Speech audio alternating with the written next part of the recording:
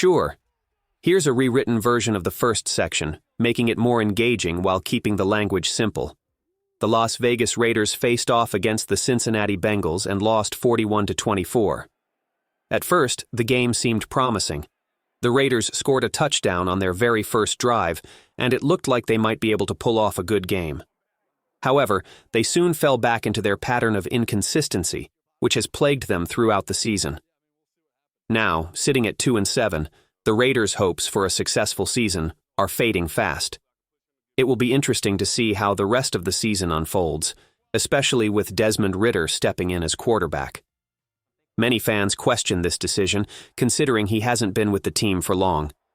By the third quarter, it felt like the game was slipping away, especially when the Raiders were down by 3 touchdowns.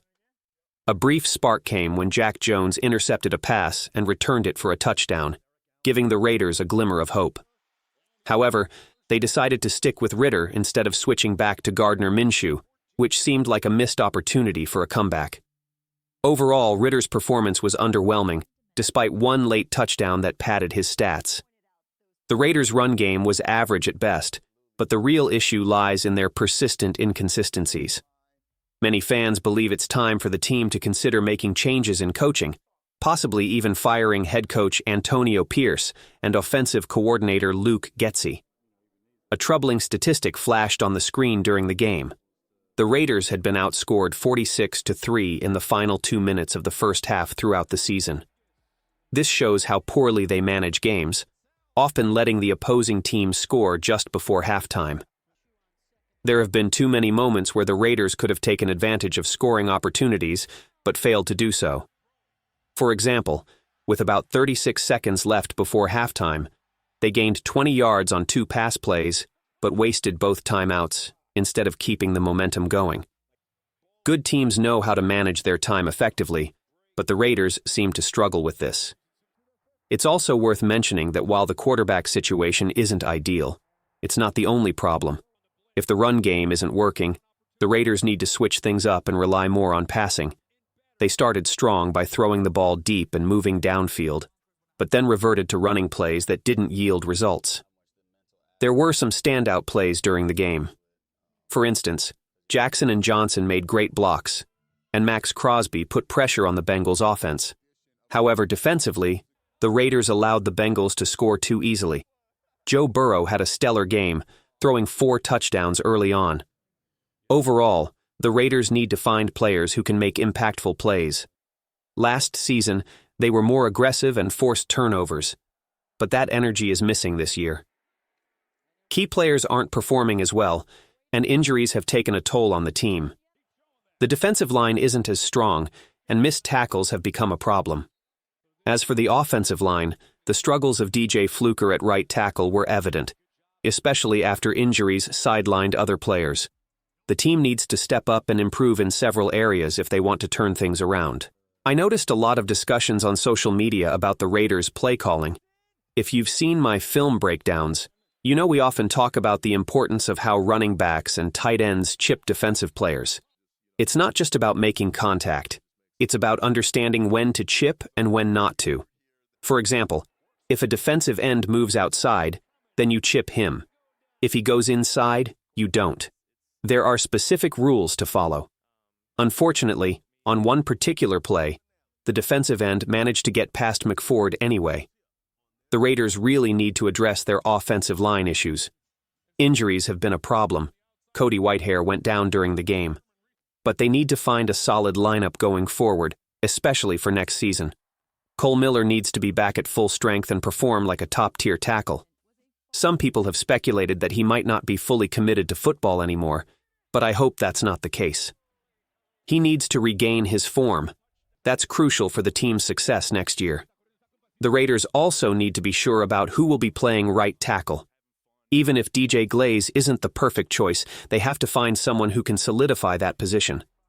Without a strong offensive line, it won't matter who the quarterback is next year. They'll just be under constant pressure. Jackson P. Johnson should remain at center.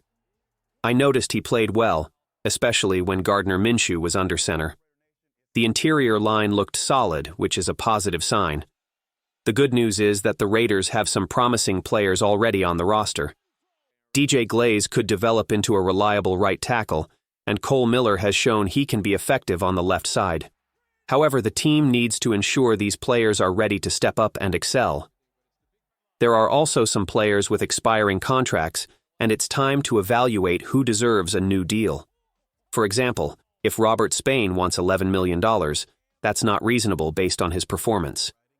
But if he's asking for $5 or $6 million, that might be worth considering. Tom Telesco, the general manager, has a lot of decisions to make here. Additionally, the Raiders need to bring in more offensive weapons. Jacoby Myers had a great game with 8 catches for 105 yards, and Brock Bowers contributed with 5 catches for 45 yards and a touchdown. But beyond those two, the team lacks difference makers. Players like Alexander Mattison, Zamir White, Trey Tucker, and Harrison Bryant have potential, but they haven't consistently proven they can win one-on-one matchups. The Raiders are in a good position for the upcoming draft, with a first, second, and third round pick already secured, plus a conditional pick from the Jets doing well. They need to make the most of these 4 picks to find contributors who can make a real impact. A key focus should be the quarterback position. What we've seen so far from Gardner Minshew, Aiden O'Connell, and Desmond Ridder hasn't inspired confidence. While Ridder has some upside, expecting him to step in mid-season and lead the team to victory is unrealistic, especially when he hasn't had time to build chemistry with the receivers. The coaching staff also needs to step up. At 2-7, the team is in rough shape, but they have a chance to improve. The Raiders are likely to end up with a top 5 draft pick, and there's no excuse not to select a quarterback. More than just the quarterback, they need to hire an offensive coordinator who knows what they're doing. Relying on coaches who don't have a track record of success won't help. Hiring a good general manager like Tom Telesco is a step in the right direction, but they need the right head coach and offensive coordinator combo to move forward. I have serious doubts about Antonio Pierce as the head coach. Some might argue that changing coaches frequently is a mistake, but good offensive coordinators can make a huge difference in the NFL. Look at Ben Johnson with the Detroit Lions or Bobby Slowick with the Houston Texans. They're having success because they know how to get the best out of their players. The Raiders must be careful in their search for new coaching staff. They need proven leaders who can develop talent and turn this team around. With the right hires, they can finally start building a competitive team for the future. The Raiders are really struggling with spacing and offensive concepts. How many times have we seen the quarterback throw a pass to a wide receiver only for them to miscommunicate? For instance, the quarterback might throw it over the top when the receiver is expecting a back shoulder pass, or they might think the receiver will run deep when they actually cut back. This has happened way too often this season. There have also been moments where Davante Adams runs an out route, but the quarterback throws a curl instead, leading to interceptions. It's the same story on the other side with Joby. When players can't sync up like this, it points to a bigger issue with coaching, especially the offensive coordinator. Another issue is protecting our tackles. If a player like McFord is struggling, common sense says you need to give him extra help. These little things are adding up, and it all comes down to coaching. With the Raiders sitting at 2-7, it feels like this season is pretty much over. As we look ahead, the draft isn't far off. We're in November, and the draft starts in January, just 2 months away. The college playoffs will be happening around the same time, plus we'll have the Senior Bowl and the East-West Shrine game. It's a busy time, and if the Raiders end up with the 5th overall pick, the teams ahead of them might already have their quarterbacks. Teams like the Patriots, Titans, or even the Saints could be in the mix, and they might not be looking for a new quarterback. So the Raiders could be in a good position to draft someone. We'll see how it all unfolds. I hope everyone enjoys the rest of their weekend. I plan to take a closer look at Jackson P. Johnson and Dared Monford, breaking down all their snaps to get a clearer picture of their performance. Max Crosby faced a rookie right tackle, and while he made some good plays, there were moments when he was absent from the action. I suspect he might have been getting chipped, so I'll keep an eye on that. This week, I'll be diving into some film breakdowns. Let me know your thoughts in the comments. Don't forget to like and subscribe, and I'll see you next time with another video.